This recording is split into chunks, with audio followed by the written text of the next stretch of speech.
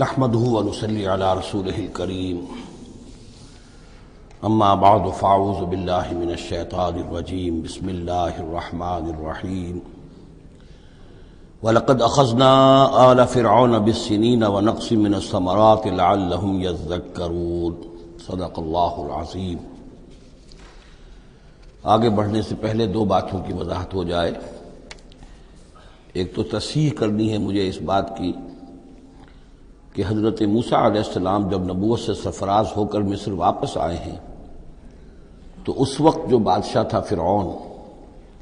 وہ اصل میں اس بادشاہ کا بیٹا تھا جس بادشاہ کے زمانے میں کہ یہ بچے کی حیثیت سے دریائے نیل سے باہر نکالے گئے تھے اور جس کی گود میں گویا کہ پلے تھے۔ وہ فرعون بھی ابھی زندہ تھا، بوڑھا ہو چکا تھا،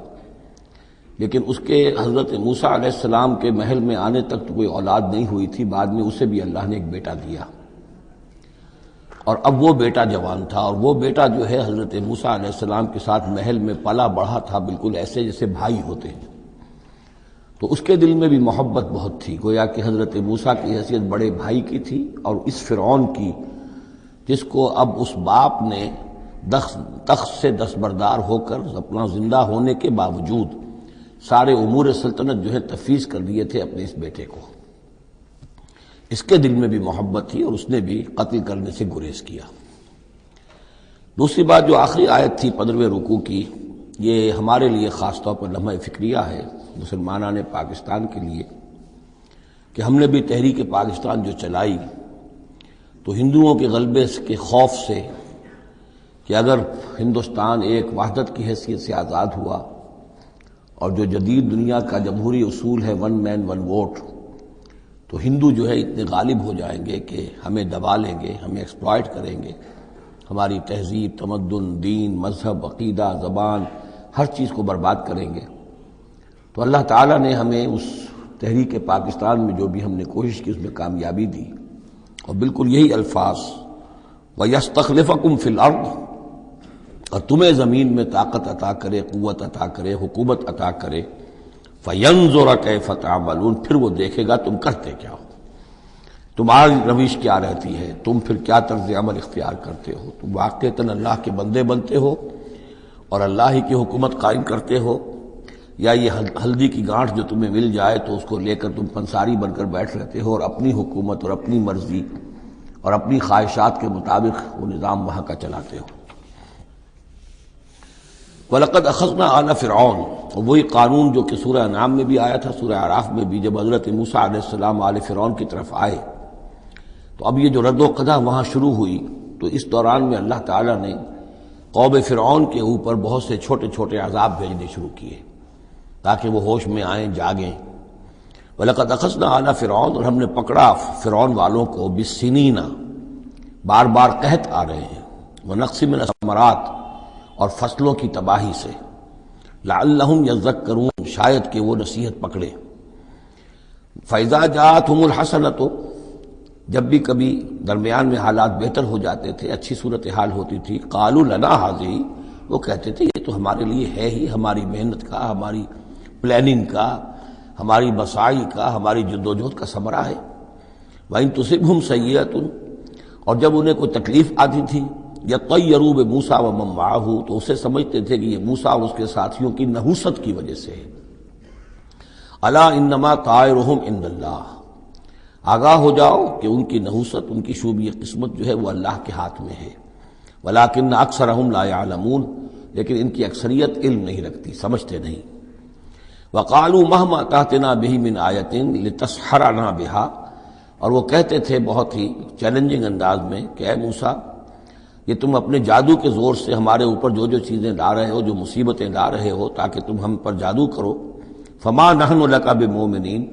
تو اس کے باوجود ہم ثابت قدم ہیں، صابر ہیں، ہم اپنے عقائد پر، اپنے نظام پر جمے ہوئے ہیں، ہم آپ کی بات ماننے والے نہیں ہیں۔ فارسلنا علیہم الطوفان، پھر ہم نے ان پر زیادہ بڑی مصیبتیں بھیجی، طوفان وجرادہ، اور ٹڈی دل جس سے کہ فصلیں چٹ ہو گئیں، القمل، اور چچڑیاں، یہ قمل ہی سے ملتی جلتی شے جو ہے کھٹمل ہے ہماری، یہ جو انسان کے لیے پسو اور جس طریقے سے کہ اس کے خون کو چوستی ہیں، والضفادع اور مینڈک، اس کثرت سے مینڈک ہو گئے کہ جو برتن اٹھاؤ اس کے اندر سے مینڈک برآمد ہو رہا ہے، اور ظاہر بات ہے کہ پھر اس سے گھن آتی ہے، ہانڈی میں سے مینڈک پھدک کر نکل رہا ہے۔ والدمع اور خون کی بارش، آیات مفصلات، یہ ہم نے نشانیاں بھیجی وقفے وقفے سے، ساری ایک دم نہیں، ایک مرتبہ ایک نشانی ہے پھر دوسری نشانی ہے۔ فاستکبروا وکانوا قوما مجرمین، اس کے باوجود وہ استکبار پر اڑے رہے، اور وہ بڑی ہی اڑیل قوم تھے، مجرم قوم تھے۔ ولما وقع علیہم الرجس، اور جب ان پر وہ مصیبت آ جاتی تھی، یعنی یہ کہ ہوتے ہوتے اب ان کی جو اکڑ خونی ہے اس میں کم سے کم یہ کمزوری واقع ہو گئی، یہ نرمی واقع ہو گئی جو آگے آ رہی ہے۔ ولما وقع علیہم الرجس، جب ان پر وہ عذاب آتا تھا، قالوا یا موسیٰ، تو وہ حضرت موسیٰ سے کہتے تھے، ادع لنا ربک بما عہد عندک، اپنے رب کو پکارو، دعا کرو جو تمہارا اس سے قول و قرار ہے، تمہارا عہد ہے اس کے ساتھ، تاکہ وہ ہمیں اس مصیبت سے نجات دے۔ لئن کشفت عنا الرجس، اگر اس نے ہم سے اس عذاب کو ہٹا دیا، کھول دیا، لنؤمنن لک، ہم تمہاری بات مان لیں گے۔ یہ ایمان کے ساتھ جب لام آتا ہے تو اس کے معنی وہ ایمان ایک عقیدے والا ایمان نہیں ہوتا، مان لیں گے، تمہاری بات مان لیں گے۔ ایک ہے ایمان بے کے ساتھ، آمنت باللہ و ملائکتہ و کتبہ، تو با کے ساتھ جب آتا ہے پورے وثوق کے ساتھ، یقین کے ساتھ، گہرے اعتماد کے ساتھ، اور ایک ہے کسی کی بات سرسری طور پر مان لینا، تو وہ پھر ایمان لام کے ساتھ ہوتا ہے۔ لنؤمنن لک، ہم آپ کی بات مان لیں گے، وَلَنُرْسِلَنَّ مَعَكَ بنی اسرائیل، اور آپ کے ساتھ ہم بنی اسرائیل کو اس ملک سے جانے دیں گے۔ اصل میں وہ کیوں نہیں جانے دینا چاہتے تھے؟ اس لیے کہ ان کے لیے وہ بڑی ہی چیپ لیبر تھی، ان کے غلاموں کی حیثیت تھی، اور بڑے بڑے بھاری کام ان سے کرواتے تھے۔ احرام مصر کی تعمیر میں نہ معلوم کتنے اسرائیلیوں کی ہڈیاں جو ہے وہ دفن ہیں، بڑی بڑی چٹانیں جو ہیں وہ جب اوپر کھینچی جاتی تھی، اگر کوئی گرتی تھی تو ان کے بیسیوں نہیں سینکڑوں جو ہے اس کے اندر پس جاتے تھے۔ تو ظاہر بات ہے کہ وہ چیپ لیبر جو انہیں ملی ہوئی تھی اس کو چھوڑنے کے لیے آسانی سے وہ تیار نہیں تھے، اس حوالے سے انہیں یہ شاخ گزر رہا تھا، ورنہ ظاہر بات ہے وہ بھی جانتے تھے کہ یہ ہمارے اس ملک کے رہنے والے نہیں ہیں، یہ فلسطین سے آئے تھے حضرت یوسف علیہ السلام کے زمانے میں، لیکن جیسا کہ میں نے عرض کیا آپ سے پہلے کہ ابتدا میں ان کے لیے وہاں بڑی آؤ بھگت رہی، بڑے عیش رہے، وہ پیرزادوں کی طرح ان کا احترام کیا گیا،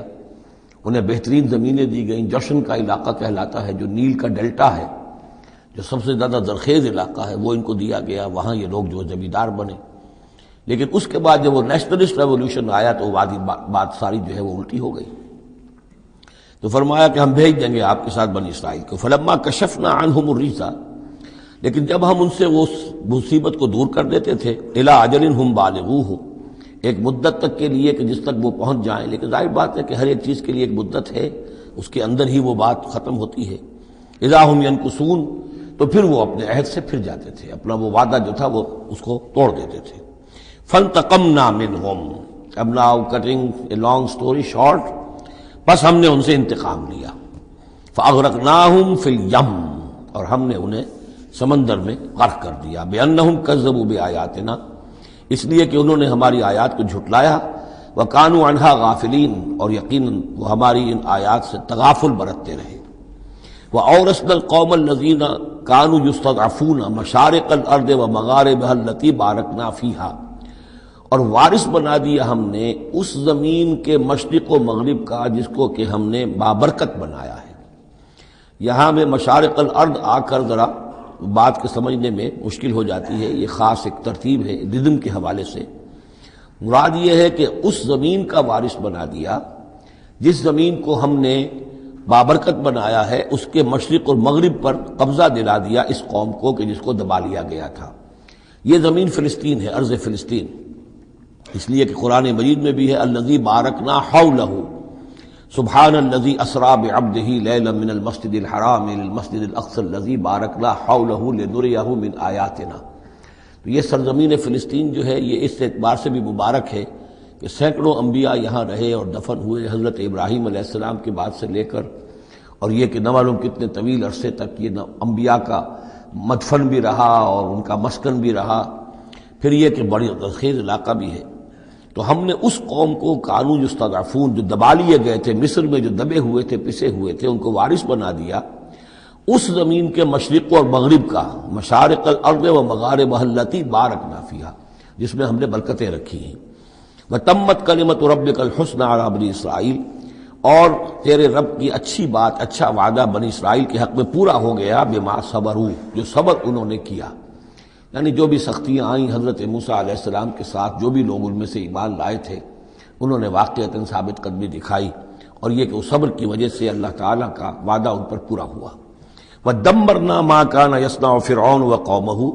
اور ہم نے تباہ و برباد کر دیا جو کچھ کے بنایا تھا فرعون نے اور اس کی قوم نے، وَمَا كَانُوا يَعْرِشُونَ، اور جو وہ اونچے اونچے کرتے تھے، محل بناتے تھے یا کچھ اور اونچی اونچی ٹٹیاں چڑھاتے تھے اپنے انگوروں کی بیلوں کے لیے، ان سب کو ہم نے جو ہے ختم کر کے رکھ دیا۔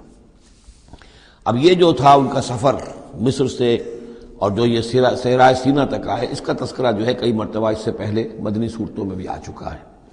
لیکن اب کچھ واقعات وہ بیان ہو رہے ہیں کہ جو اس ایکسوڈس کے بعد، اسے ایکسوڈس کہتے ہیں، کتاب الخروج، یعنی یہ جو باب ہے اولڈ ٹیسٹمنٹ کا، ایکسوڈس، نکلنا، مصر سے نکلنا، اس کے حالات۔ وجاوزنا ببنی اسرائیل البحر، اور پار اتار دیا ہم نے بنی اسرائیل کو سمندر کے یا دریا کے، فَأَتَوْا عَلَىٰ قَوْمٍ، تو ان کا گزر ہوا، پہنچے وہ ایک ایسی قوم پر، یعکفون علی اصنام لہم، جو اعتکاف کرتے تھے اپنے اپنے بتوں کا۔ یہ لفظ ذرا یہاں پر نوٹ کیجئے، اعتکاف کرنا۔ اصل میں جو فلسفہ ہے بت پرستی کا، جسے کہ آج کے دور میں ڈاکٹر رادھا کرشنن، جو ایک زمانے میں ہندوستان کے صدر بھی رہے ہیں، بہت بڑے فلسفی تھے،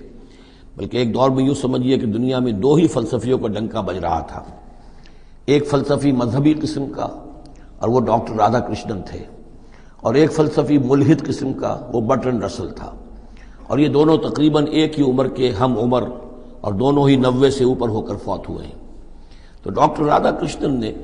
ہندوستان کے فلسفے کو گویا کہ زندہ کر دیا اپنی تصنیفات کے ذریعے سے۔ اس نے بت پرستی کا جو فلسفہ بیان کیا وہ یہ کہ ہم یہ نہیں سمجھتے کہ ان بتوں میں کچھ ہے، یہ تو اصل میں بت تو ہم کسی ڈیٹی، کوئی بھی دیوی یا دیوتا کے نام پر بناتے ہیں، اس کے دھیان کرنے کے لیے، کنسنٹریشن نہیں ہو سکتی، خوگرے پیکرے محسوس ہے انسان کی نظر۔ انسان جو ہے مراقبہ کرتا ہے، اگر آپ جو مراقبہ کرنا چاہتے ہیں، اللہ کے ساتھ دھیان لگانا چاہتے ہیں، کیسے لگائیں؟ لیکن اگر کسی تصویر کو سامنے رکھ لیں تو پھر توجہ کو مرکوز کرنا آسان ہو جائے گا۔ یہ ہے ان کا فلسفہ بت پرستی کا۔ تو اعتکاف اسی کو کہتے ہیں، جو ابھی آپ جن کو بھی اللہ توفیق دے گا اصل صحیح ہو کہ سال میں یہ 10 دن آدمی نکال لے کہ اپنی توجہات کو ہر چیز سے، دنیاوی معاملات سے، ان سے ہٹا کر اور اللہ تعالیٰ کی ذات پر وہ مرکوز کرے، ذکر پر، توجہ پر اور دعا پر، مناجات پر، یہ اعتکاف ہے۔ تو انہوں نے بت اپنے بنائے ہوئے تھے اور ان بتوں کا اعتکاف کرتے تھے۔ قالوا یا موسیٰ اجعل لنا الہا کما لہم آلہہ، انہوں نے کہا کہ اے موسیٰ ہمارے لیے بھی کوئی الہ بنا دو، معبود بنا دو، کوئی ایسی نشانی ہو جس کو کہ ہم ذریعہ بنائیں، اس کے اوپر اعتکاف کریں، گیان دھیان کا مرکز اس کو بنا لیں۔ قال انکم قوم تجہلون، حضرت موسیٰ نے فرمایا کہ تم جہل کا ارتکاب کر رہے ہو، کیا بات کہہ رہے ہو؟ ان ہؤلاء متبر ما هم فیہ، یہ لوگ جس چیز میں ہیں یہ تو ہلاک ہونے والے ہیں، برباد ہونے والے ہیں۔ وباطل ما كانوا يعملون، اور جو کچھ یہ کر رہے ہیں وہ سب باطل ہے، اس کی کوئی حقیقت نہیں ہے۔ قال غیر اللہ ابغیکم الہا، حضرت موسیٰ نے فرمایا کہ کیا میں اللہ کے سوا تمہارے لیے کوئی الہ تلاش کروں؟ وهو فضلکم علی العالمین، اور اس نے تو تمہیں فضیلت دی ہے تمام جہان والوں پر۔ وَإِذْ أَنْجَيْنَاكُمْ مِنْ آلِ فِرْعَوْنَ، اور ذرا یاد کرو جبکہ ہم نے تمہیں نجات دی آل فرعون سے۔ یسومونکم سوء العذاب، یہ الفاظ جو کہ تم سورہ بقرہ میں بھی آئے ہیں اور اس کے بعد بھی آئے ہیں۔ یسومونکم سوء العذاب، وہ تمہیں مبتلا کیے ہوئے تھے بدترین عذاب میں۔ یقتلون ابناءکم ویستحیون نساءکم، وہ قتل کر ڈالتے تھے تمہارے بیٹوں کو اور زندہ رکھتے تھے تمہاری بیٹیوں کو۔ وفی ذالکم بلاء من ربکم عظیم، اور یقیناً اس میں تمہاری رب کی طرف سے بہت بڑی آزمائش تھی۔ ووعدنا موسیٰ 30 لیلۃ، اور ہم نے بلایا موسیٰ کو 30 راتوں کے لیے، عام طور پر دن رات، لیکن یہ کہ عربی میں جو محاورہ ہے وہ رات ہی کا ذکر کرتے ہیں۔ 30 راتوں کے لیے، واتممناھا بعشر، روایات سے معلوم ہوتا ہے کہ اولین جو تھی طلبی وہ 30 رات کے لیے ہوئی تھی، لیکن اس میں جو چلہ تھا جو حضرت موسیٰ علیہ السلام کو کاٹنا تھا، اس میں روزہ بھی تھا مسلسل 30 دن کا، تو اس میں یہ ہے کہ کسی وقت ان سے ضبط نہیں ہو سکا اور مسواک کر لی تھی، وہ جو روزے کی وجہ سے منہ کے اندر ایک طرح کی بو پیدا ہو جاتی ہے، اس کو برداشت نہ کر سکے، تو اس کی پاداش میں، اب یہ روایات ہیں، میں نہیں کہہ سکتا کہ کس حد تک ان میں صحت ہے، فَأَتْمَمْنَاهَا بِعَشْرٍ، تو مکمل کر دیا ہم نے اس مدت کو 10 دن سے اور، فَتَمَّ مِيقَاتُ رَبِّهِ 40 لَيْلَةً، تو وقت مدت پوری ہو گئی اس کے رب کی، یعنی 40 راتیں۔ یہیں سے ہمارے ہاں تصوف میں اہل صوفیہ نے 40 کا یہ چلہ کشی، 40 دن 40 رات کا چلہ کاٹنا، یہ جو ہے نکالا ہے۔ وقال موسیٰ لأخیہ ہارون، اور کہا موسیٰ نے اپنے بھائی ہارون سے علیہ السلام، اخلفنی فی قومی، آپ میری نیابت کیجئے میری قوم میں جا رہا ہوں، مجھے اللہ تعالیٰ نے طلب فرمایا کوہ طور پر، واصلح، اور دیکھیے اصلاح کرتے رہیے، ولا تتبع سبیل المفسدین، اور فساد مچانے والوں کے راستے کی پیروی نہ کیجیے گا۔ ولما جاء موسیٰ لمیقاتنا،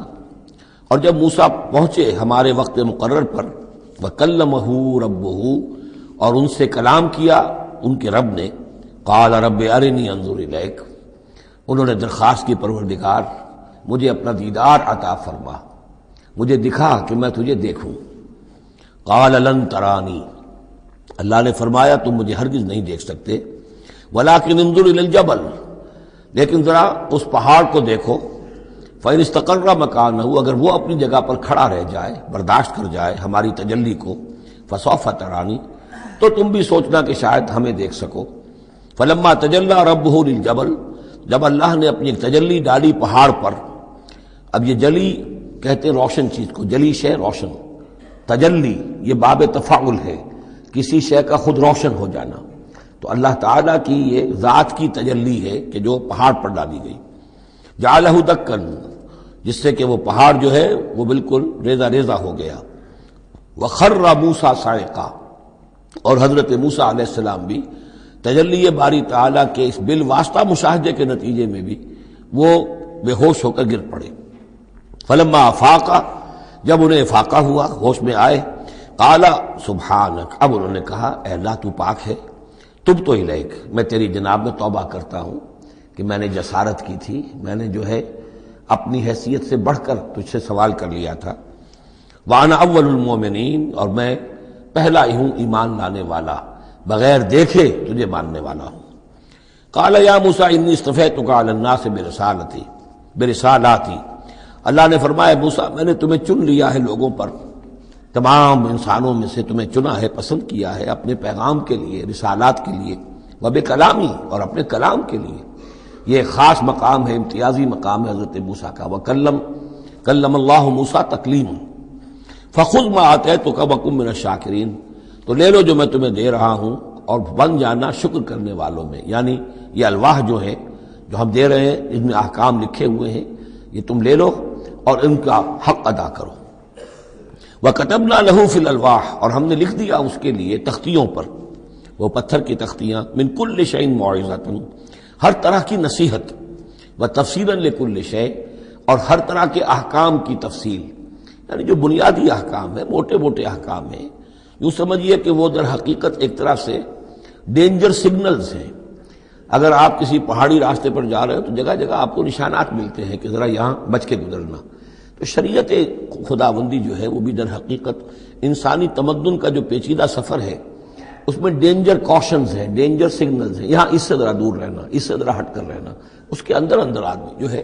وہ اپنی محنت کرے، کوشش کرے، جدوجہد کرے،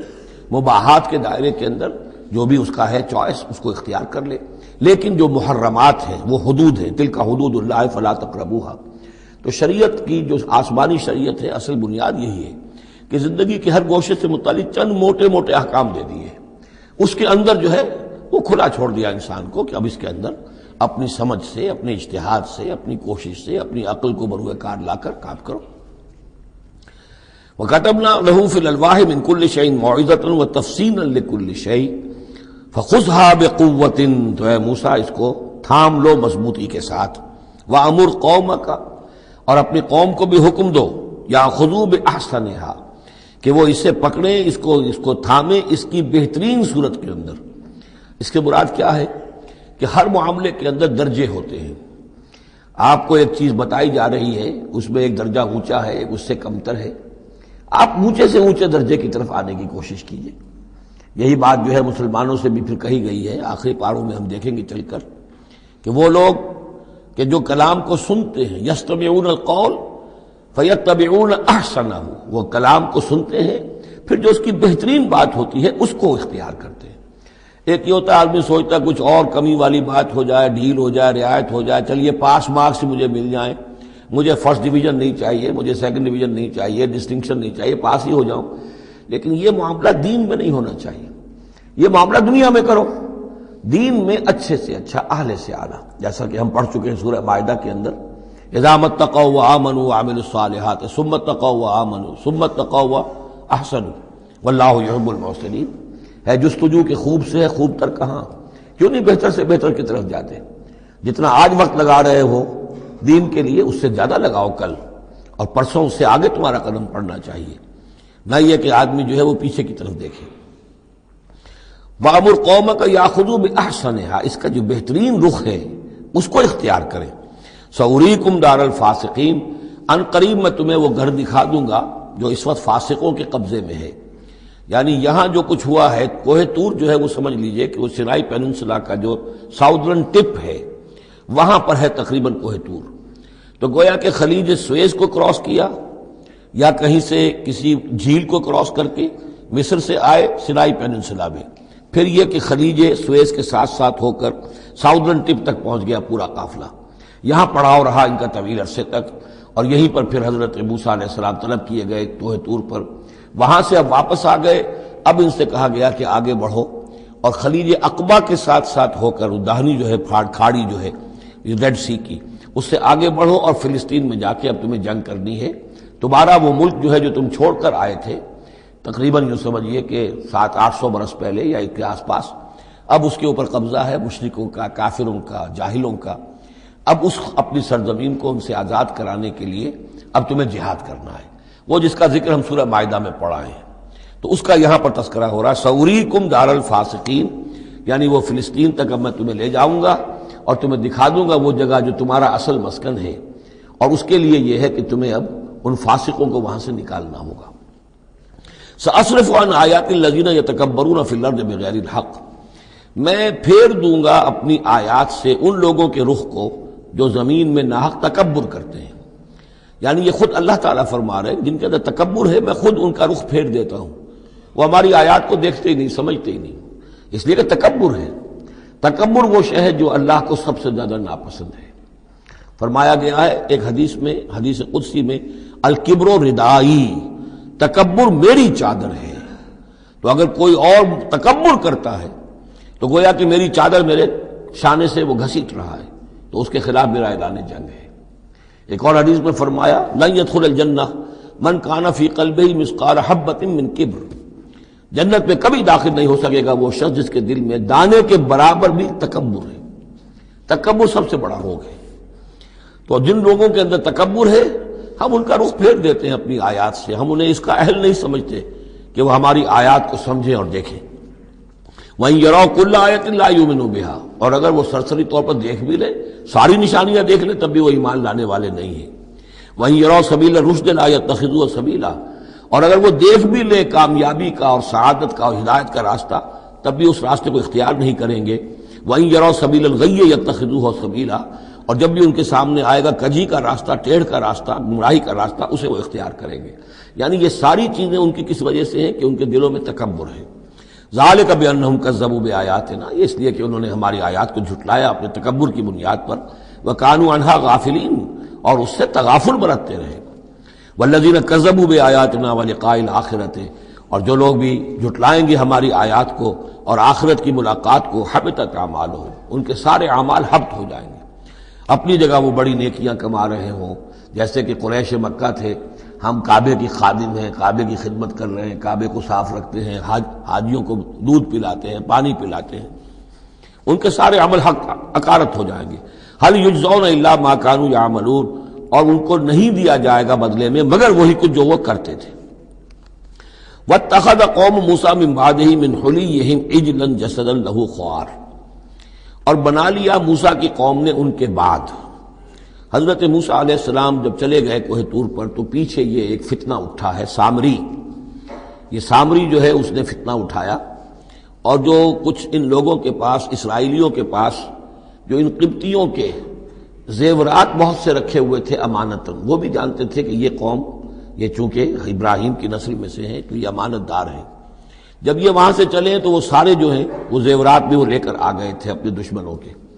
ان زیورات کو لے کر اس نے گلایا، آگ میں تبایا، گلایا، اور اس سے ایک بچھڑے کی شکل بنائی، اور کچھ ایسی کاریگری رکھی کہ اس میں سے ہوا جب گزرتی تھی ایسے سوراخ رکھ دیے کہ اس میں سے ایسی آواز آتی تھی جیسے کہ بچھڑا جو ہے وہ بول رہا ہے، اور اس نے کہا یہ ہے تمہارا خدا۔ یہ موسیٰ تو بھول گیا، موسیٰ کو مغالطہ ہو گیا، وہ کہاں گیا ہے، کس خدا سے ملنے گیا، خدا تو یہ ہے۔ اور اس میں بھی ایک اور بات دوسری جگہ پر آ جائے گی، یہاں تو نہیں ہے، کہ حضرت موسیٰ علیہ السلام اصل میں اپنے اشتیاق اور محبت اور شوق اور جذبے کی وجہ سے قبل از وقت چلے گئے تھے، جو وقت معین تھا کوہ طور پر آنے کا اس سے پہلے۔ تو اللہ نے جواب طلبی کی تھی، ما عجلک عن قومک یا موسیٰ، اے موسیٰ اپنی قوم کو چھوڑ کر پہلے کیسے آ گئے ہو؟ اور انہوں نے جواب دیا، اجلت الیک رب لترضیٰ، پروردگار میں جلدی آیا تاکہ تو راضی ہو جائے، تو میرا شوق دیکھ، میرا اشتیاق دیکھ، تیری محبت، تجھ سے گفتگو اور کلام کی جو میرے اندر شوق ہے اس کی وجہ سے آیا ہوں۔ تو گویا کہ وہ تو شاباش کی توقع رکھتے تھے، یہاں ڈانٹ پڑ گئی، ما عجلک عن قومک یا موسیٰ قال عجلت الیک رب لترضیٰ،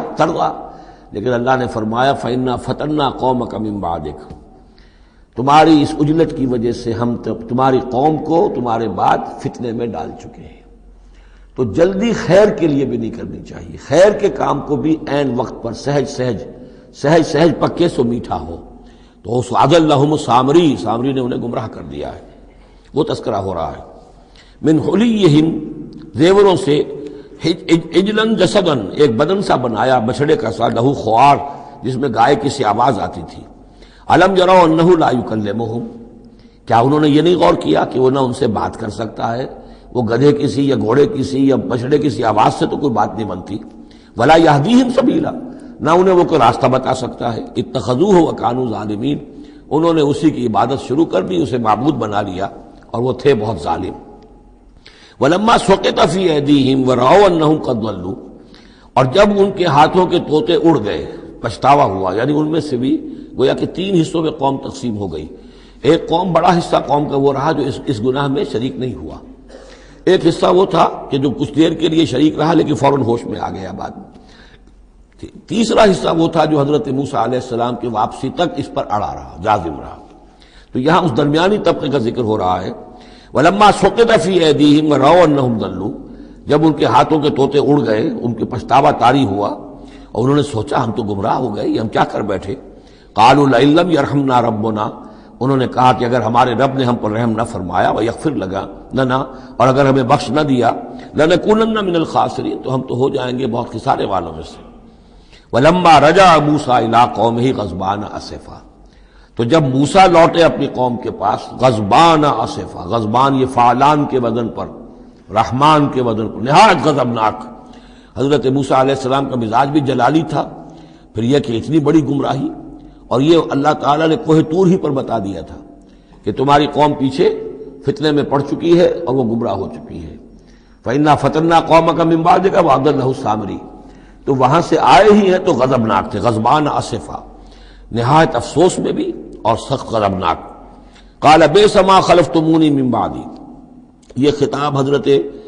ہارون سے بھی ہو سکتا ہے اور اپنی پوری قوم سے بھی ہو سکتا ہے۔ بری ہے میری نیابت جو تم نے کی ہے میرے بعد، عاجلتم امر ربکم، تم نے اپنے رب کے معاملے کے اندر جلدی کی، میرا انتظار کرتے، اگر اس نے کچھ بنا ہی دیا تھا، کوئی شعبدہ دکھایا تھا، میرے آنے تک انتظار کر لیتے، میں تمہیں بتاتا اس کی حقیقت کیا ہے۔ وَأَلْقَى الْأَلْوَاحَ، اور انہوں نے وہ جو تختیاں لے کر آئے تھے کوہ طور سے تورات والی، وہ تو ایک طرف ڈال دیں۔ وَأَخَذَ بِرَأْسِ أَخِيهِ يَجُرُّهُ إِلَيْهِ، اور غضبناک ہو کر اپنے بھائی حضرت ہارون علیہ السلام کا سر کے بال پکڑ لیے اور اپنی طرف کھینچا غصے میں، یہ تم نے کیا کیا میرے پیچھے، یہ میں تمہیں خلیفہ بنا کر گیا تھا۔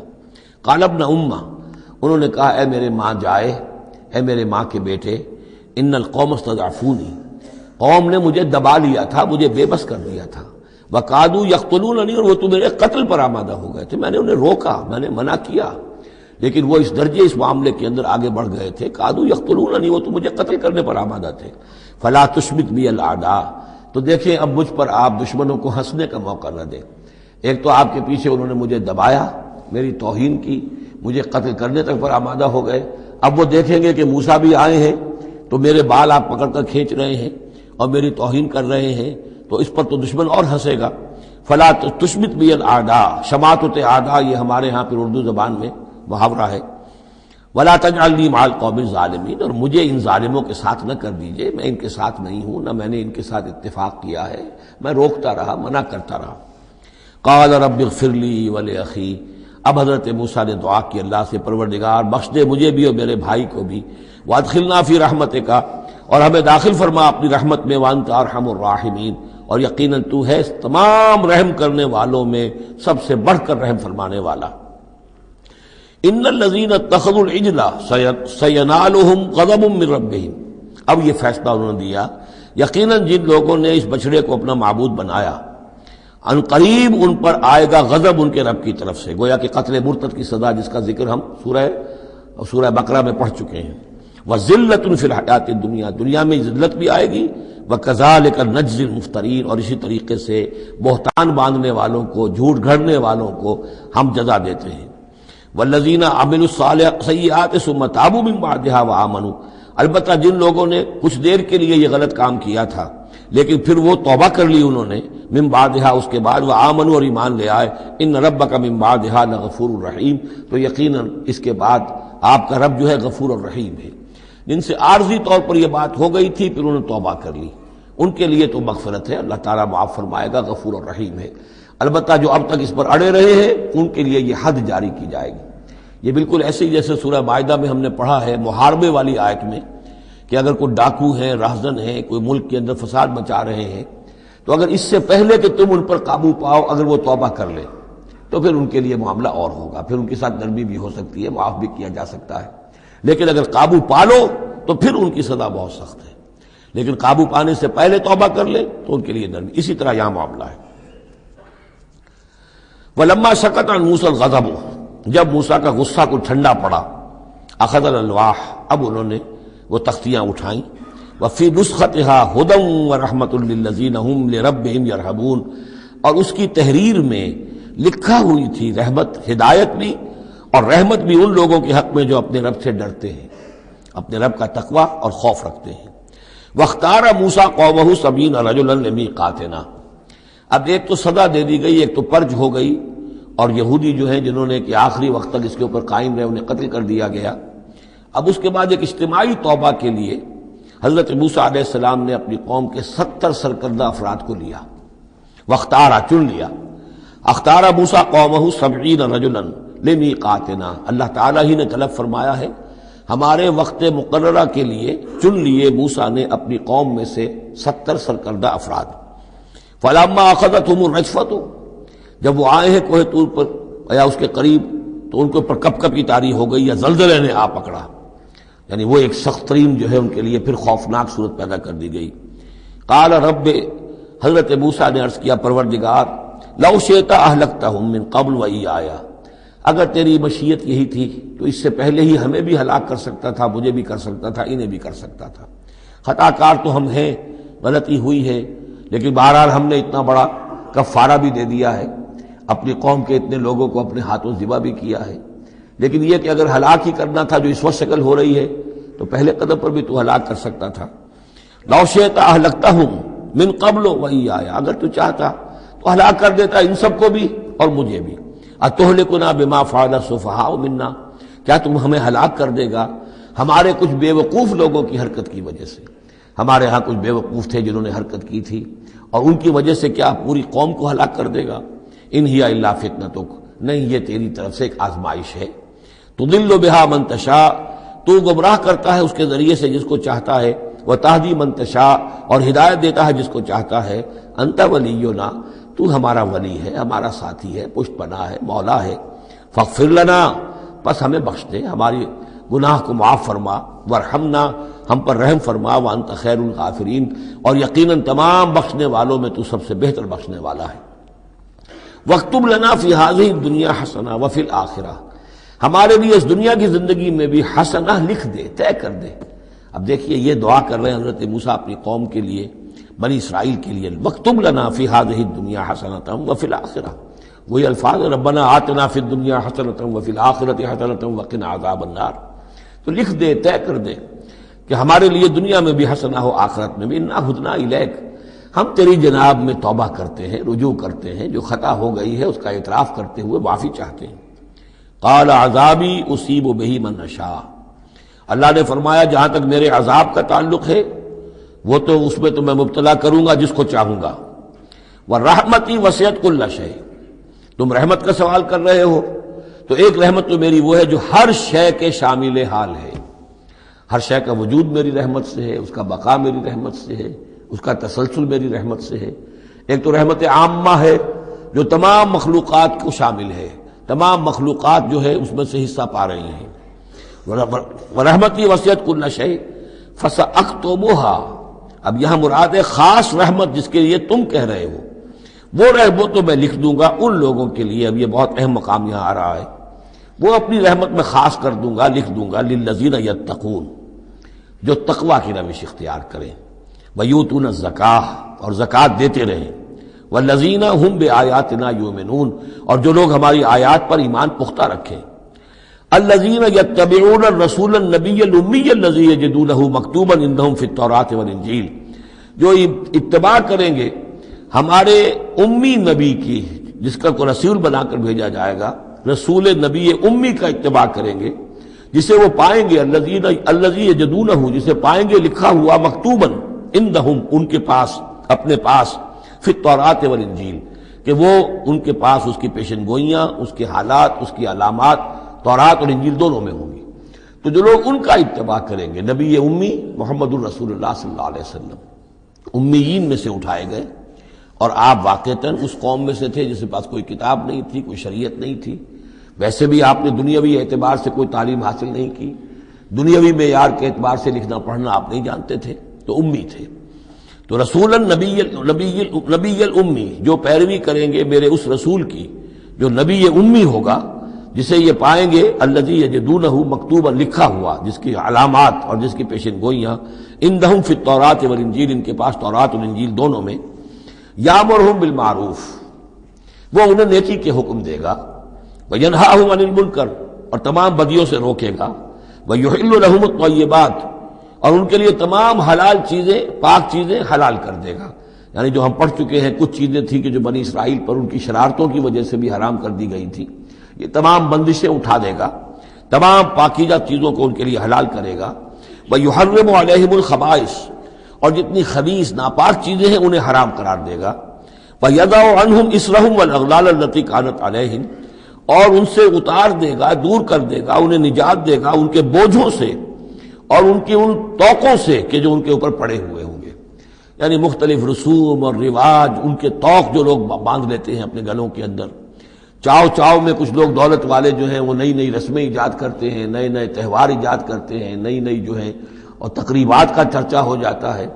غریبوں کے لیے پھر ان کو پورا کرنا پڑتا ہے، شادی بیاہ کی یہ تقریبات ہیں۔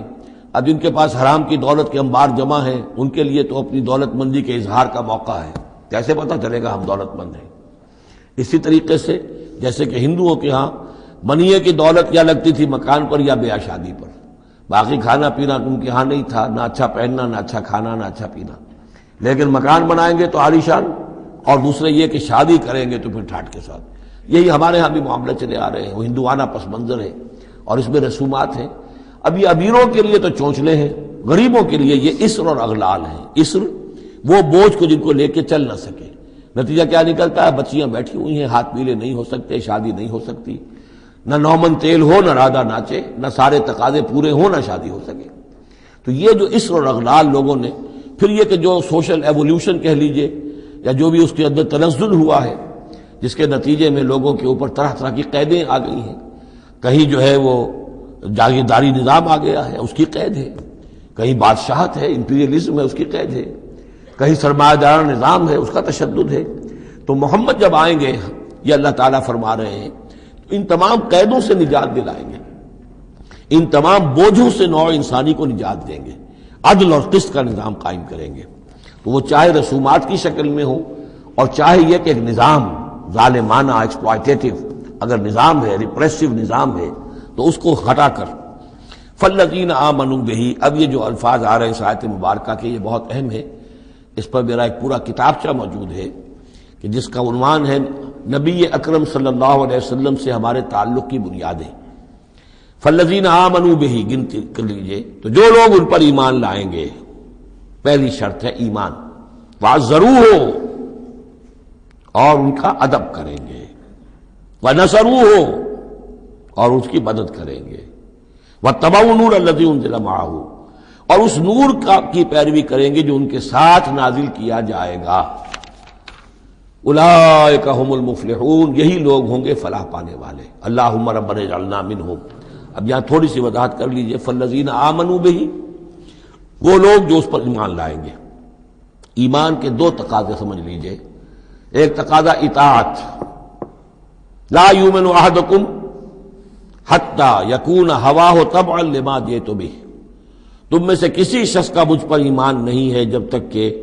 اس کی خواہش نفس تابع نہ ہو جائے اس کے جو میں لے کر آیا ہوں، جو احکام میں لے کر آیا ہوں۔ تم اگر جب ایمان رکھتے ہو کہ میں اللہ کی طرف سے لے کر آیا ہوں تو تمہیں ان کو ماننا ہے۔ لا یؤمن احدکم حتی یکون ہواہ طبعا لما جئت بہ۔ دوسرا تقاضا، لا یؤمن احدکم حتی اکون احب الیہ من والدہ وولدہ والناس اجمعین، تم میں سے کوئی شخص مومن نہیں ہو سکتا جب تک کہ میں اسے محبوب تر نہ ہو جاؤں، اپنے باپ سے بھی، بیٹے سے بھی، تمام انسانوں سے۔ تو ایک غائب درجے میں اتباع اور اطاعت، اور دوسرے غائب درجے میں محبت محمد رسول اللہ صلی اللہ علیہ وسلم کی، یہ ایمان کے تقاضے ہیں۔ اب اس کا نتیجہ خود بخود نکلے گا، پھر آپ کی تعظیم ہوگی، عظمت ہوگی، آپ کا نام جہاں سنیں گے، درود آپ پڑھیں گے، یہ ساری چیزیں جو ہیں، اور یہ کہ جہاں آپ کا کوئی قول آپ کو سنایا جائے فوراً زبان بند ہو جانی چاہیے۔ پھر یہ نہیں کہ اپنی عقل جو ہے آدمی لڑا رہا ہے، ہاں اس کی تحقیق ہو سکتی ہے کہ واقعتاً یہ حضور نے فرمایا یا نہیں فرمایا، یہ حدیث ضعیف ہے، مضبوط ہے، کیسی ہے، لیکن اس وقت خاموش ہونا ضروری ہے۔ جب کسی نے کہا یہ حدیث ہے، ہو سکتا ہے کہ حدیث صحیح ہو اور حضور کی طرف اس کی نسبت جو ہے وہ صحیح ہو، مضبوط ہو، لہذا فوری طور پر اپنی زبان بند کر دینا یہ ادب کا تقاضا ہے۔ تو وعزروہ ونصروہ، اور مدد کریں۔ مدد کس کام میں؟ حضور نے ذاتی تو اپنی کوئی امپائر بلڈ نہیں کی، نہ آپ نے اپنے لیے کوئی جاگیر بنائی، نہ کوئی جائیداد بنائی، کس کام کے لیے نصرت چاہیے تھی اللہ کے دین کے لیے، اس کے غلبے کی جد و جہد، اس کے لیے بھیجے گئے محمد صلی اللہ علیہ وسلم،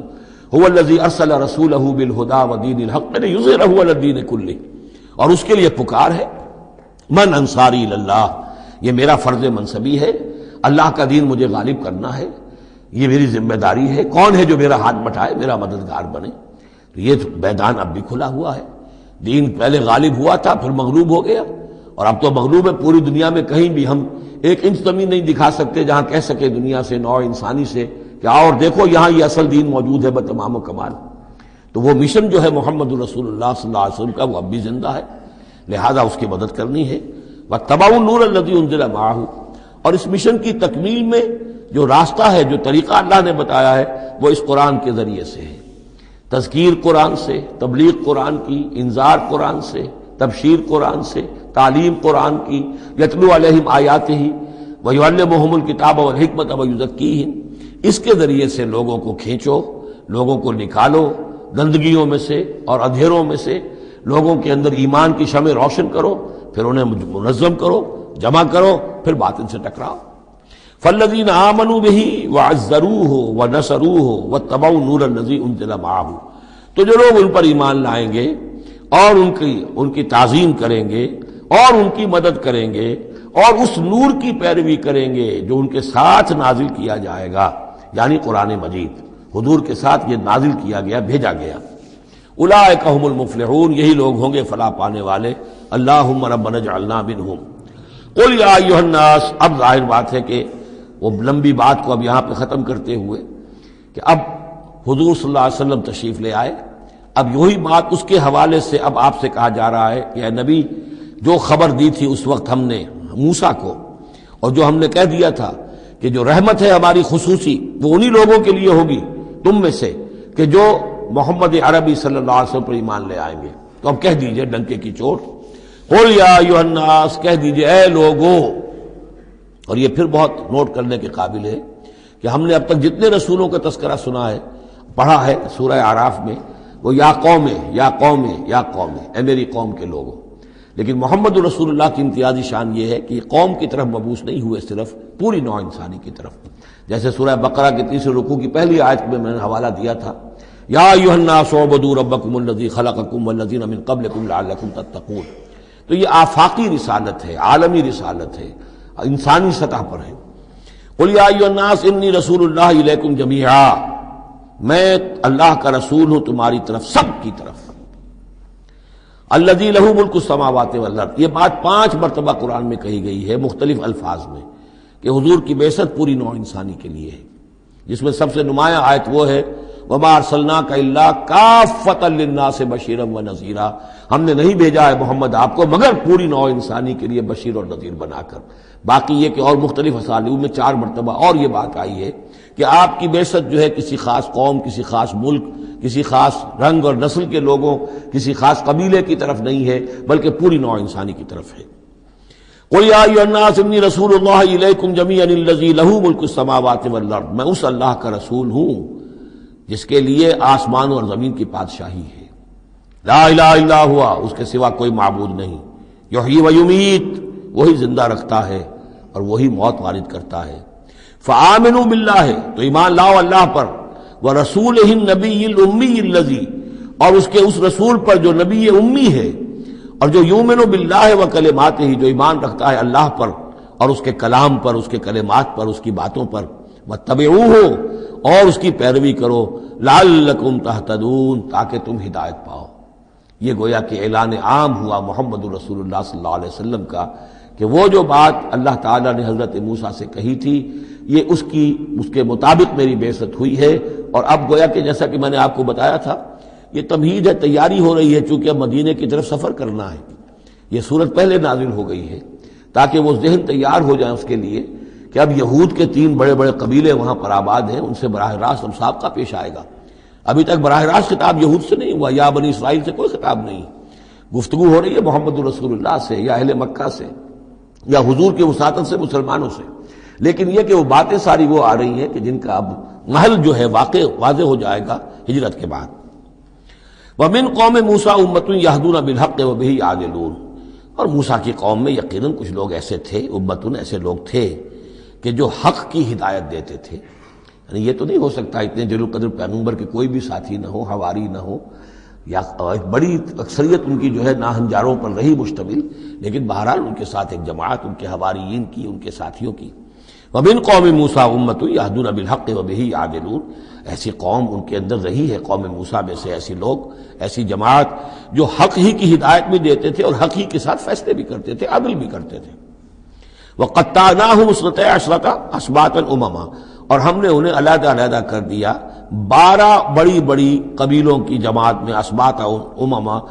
بار جماعتیں بن گئیں، علیحدہ علیحدہ ان کی امتیں بن گئیں، علیحدہ قبیلے بن گئے، کیونکہ یہ 12 بیٹے تھے حضرت یعقوب علیہ السلام کے، اور ان میں سے ہر ایک سے ایک قبیلہ چلا ہے۔ تو ابھی وہ انسان کا جو تمدنی ارتقاء جو ہے ابھی قبائلی دور میں تھا، لہذا اس قبائلی نظام ہی کو اللہ تعالیٰ نے ان کے لیے باقی رکھا۔ چنانچہ پانی بھی جب دیا تو 12 چشمے، تاکہ ہر قبیلے کا چشمہ علیحدہ ہو اور یہ آپس میں لڑیں جھگڑے نہیں۔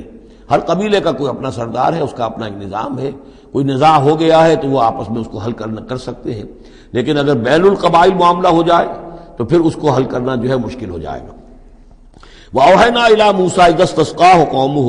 اور ہم نے وحی کی موسیٰ کی طرف جب کہ پانی طلب کیا ان سے اس کی قوم نے، أَنِ اضْرِب بِعَصَاكَ الْحَجَرَ، کہ اپنے اسی عصا سے، اپنی لاٹھی سے ضرب لگائیے چٹان پر۔ فَانْبَجَسَتْ مِنْهُ اثْنَتَا عَشْرَةَ عَيْنًا، تو اس میں سے 12 چشمے پھوٹ بہے۔ یہ بات ہم پڑھ چکے ہیں سورہ بقرہ میں۔ قَدْ عَلِمَ كُلُّ أُنَاسٍ مَشْرَبَهُمْ، ہر قبیلے نے، ہر قوم نے پہچان لیا، معین کر لیا اپنے مشرب کو۔ مشرب یہ بھی اس میں ظرف ہے، پینے کی جگہ، اپنا گھاٹ معین ہو گیا، یہ چشمہ ہمارا، یہ چشمہ ان کا، یہ چشمہ ان کا ہے، یہ بنی لاوی کا ہے، یہ فلاں کا ہے، بنی یہودا کا ہے۔ وَظَلَّلْنَا عَلَيْهِمُ الْغَمَامَ، اور ہم نے ان کے اوپر سائبان ابر کا طاری کر دیا تاکہ دھوپ سے بچیں. وانزلنا علیہم المن والسلویٰ، اور ہم نے ان پر من اور سلویٰ کے ذریعے انہیں خوراک بہم پہنچائی، اتارا ان پر ہم نے من اور سلویٰ. کلوا من طیبات ما رزقناکم، کھاؤ ان پاکیزہ چیزوں میں سے کہ جو ہم نے تمہیں رزق میں دی ہیں. وما ظلمونا، اور انہوں نے کوئی ہم پر ظلم نہیں کیا. ہم پر کیا ظلم کر سکتے تھے، ہمارا کیا بگاڑ سکتے تھے. پہلے بھی یہ الفاظ آئے ہیں، کہیں میں تیزی میں غلط ترجمہ کر گیا ہوں کہ ہم نے ان پر کوئی ظلم نہیں کیا. وما ظلمناہم ہوتا تو ہم نے ان پر ظلم نہیں کیا.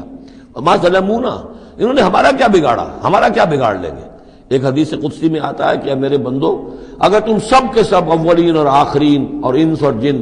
سب بدترین جیسے ہو سکتا ہے تم میں سے کوئی شخص ویسے بن جاؤ تب بھی میرے خزانے میں کوئی کمی نہیں آئے گی. اور تم سب کے سب اولکم وآخرکم وانسکم وجنکم سب کے سب مل جاؤ اور بہترین میرے مطیع بن جاؤ، میرے بندگی کرنے والے بن جاؤ، میرے خزانے میں کوئی اضافہ نہیں ہوگا، میں تو غنی ہوں. تو وما ظلمونا، انہوں نے ہم پر ہمارا کچھ نہیں بگاڑا. ولکن کانوا انفسہم یظلمون، لیکن وہ خود اپنی ہی جانوں پر ظلم کرتے رہے. وَإِذْ قِيلَ لَهُمُ اسْكُنُوا هَٰذِهِ الْقَرْيَةَ، اور یاد کرو جب ان سے کہا گیا تھا کہ آباد ہو جاؤ اس بستی میں. یہ جیریکو، اریحا، پہلا شہر فلسطین کا کہ جو یوشع ابن نون جوشع ان کی سرکردگی میں جب بنی اسرائیل نے قتال کیا ہے پھر تو یہ پہلا شہر فتح ہوا. جب ان سے کہا گیا کہ اب اس میں تم رہ سکتے ہو، بس جاؤ. وَكُلُوا مِنْهَا حَيْثُ شِئْتُمْ، اور اس میں سے جو بھی چاہو جہاں سے بھی چاہو تم کھاؤ. وَقُولُوا حِطَّةٌ، اور دیکھو استغفار کرتے رہو، کہتے رہو اے اللہ ہمارے گناہ جھاڑ دے، ہماری کوتاہیاں، ہماری جو بھی کوئی کمیاں رہ گئی ہیں ان کو پورا کر دے. وَادْخُلُوا الْبَابَ سُجَّدًا، اور جب داخل ہو شہر کے دروازے میں تو سر جھکا کر داخل ہو، تمہاری گردنیں اکڑی ہوئی نہ ہو. نغفر لکم خطیئاتکم، ہم تمہاری جو بھی خطائیں ہیں وہ بخش دیں گے، جو بھی غلطیاں ہوئی ہیں فروغ گزاشتیں ہوئی ہیں ان سب سے درگزر فرمائیں گے. سنزید المحسنین، اور نہ صرف یہ کہ وہ خطائیں معاف کر دیں گے، جو ان میں سے محسن ہوں گے تم میں سے انہیں تو اب اور دیں گے، ان کے درجات بلند کریں گے، ان کو اور اونچے سے اونچے مراتب عطا کریں گے. فبدل الذین ظلموا منہم قولا غیر الذی قیل لہم، تو بدل دیا ان میں سے جو ظالم تھے، گناہ گار تھے، ایک ایسی بات کو کہ جو ان سے کہی گئی تھی اس کی بجائے. یعنی وہ کہا گیا تھا حطۃ حطۃ حنطۃ حنطۃ، ہمیں گیہوں چاہیے گیہوں چاہیے. فارسلنا علیہم رجزا من السماء، تو ان پر ہم نے آسمان سے ایک عذاب بھیج دیا. جن لوگوں نے وہ غلط حرکت کی تھی ان پر پلیگ آئی اور وہ سب کے سب ہلاک ہو گئے. بما کانوا یظلمون، بسبب ان کے اس ظلم کے جو انہوں نے اپنے آپ پر کیا تھا. واسألہم عن القریۃ التی کانت حاضرۃ البحر، اور ذرا ان سے سوال کیجئے اس بستی کے بارے میں کہ جو ساحل سمندر پر تھی، حاضرۃ البحر، سمندر کے کنارے پر تھی. یہ اب اصحاب سبت کا واقعہ آ رہا ہے. اس یادونا، اور عام طور پر خیال یہ کہ جو ایلات کی بندرگاہ ہے یہاں پر یہ واقعہ ہوا تھا. اب بھی وہ ایلات کی بندرگاہ ہے. 1967 میں جو جنگ ہوئی تھی عرب اور اسرائیل جنگ، اس میں اصل میں اسی ایلات کی بندرگاہ کا گھیراؤ کر لیا تھا صدر ناصر صاحب نے، بلاکیڈ آف دی ایلات پورٹ، اور اس کے نتیجے میں پھر بڑا زبردست جو ہے حملہ کیا اچانک جو ہے اسرائیل نے. اور یہ کہ صحرائے سینا بھی مصر سے ہتھیا لیا تھا، گولان ہائٹس جو ہے وہ سیریا سے اس نے فتح کر لیے، اور پورا مغربی کنارہ جو اردن کا جو ہے اتنا بڑا علاقہ، زرخیز ترین علاقہ جو ہے فلسطین کا، وہ اردن سے اس نے ہتھیا لیا تھا، جس میں سے صرف سینائی پیننسولا بھی واپس کیا گیا ہے. اور یہ جو مغربی کنارے پر ان کی کوئی ایک آٹونومس تھی چھوٹی سی ریاست قائم کرنے کی کوششیں ہو رہی ہیں. باقی یہ کہ گولان ہائٹس پر ابھی کوئی معاملہ نہیں ہوا. تو وہیں پر اسی ایلات بندرگاہ پر یہ واقعہ ہوا ہے، وہیں پر یہ کوئی قوم مچھیروں کی آباد تھی. واسألہم عن القریۃ التی کانت حاضرۃ البحر، وہ سمندر کے کنارے آباد تھی. اذ یعدون فی السبت، جبکہ وہ سبت کے قانون میں حد سے تجاوز کرنے لگے. اذ تأتیہم حیتانہم یوم سبتہم شرعا، جبکہ آتی تھیں ان کی مچھلیاں ان کے پاس یوم سبتہم، جس دن کہ ان کا سبت ہوتا تھا، شرعا، شرع جیسے کہ نیزہ کو چلاتا ہے. یعنی یہ کہ کبھی اگر آپ نے کماڑی میں کھڑے ہو کر دیکھا ہو تو کبھی کبھی ایسا ہوتا ہے کہ کوئی مچھلی جو ہے وہ چھلانگ مار کے اوپر آتی ہے پھر اندر چلی جاتی ہے. اب ظاہر بات ہے کہ یہ اٹکیلیاں کرتی تھی مچھلیاں، اللہ تعالیٰ نے سکس سینس دے رکھی ہے، حیوانات کو بھی ہے، انہیں پتہ چل گیا تھا ہفتے کا ایک دن ایسا ہے کہ ہمیں کوئی ہاتھ نہیں لگاتا. اب وہ آ رہی ہیں، اٹکیلیاں کر رہی ہیں، چھلانگیں لگا رہی ہیں، یہ کھڑے ہوئے ہاتھ بندھے ہوئے ہیں، اس لیے کہ سبت ہے، ہفتے کا دن ہے، پکڑ تو نہیں سکتے. تو شرعاً آتے تھے جسے نیزے چل رہے ہوں.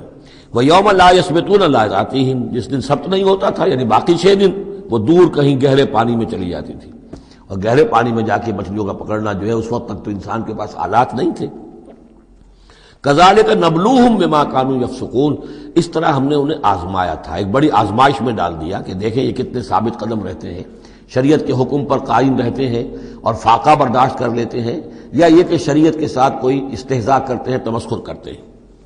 وَإِذْ قَالَتْ أُمَّةٌ مِّنْهُمْ، یہاں بھی نوٹ کر لیجئے کہ جیسے وہاں معاملہ ہوا 3 حصوں میں یہ قوم تقسیم ہو گئی.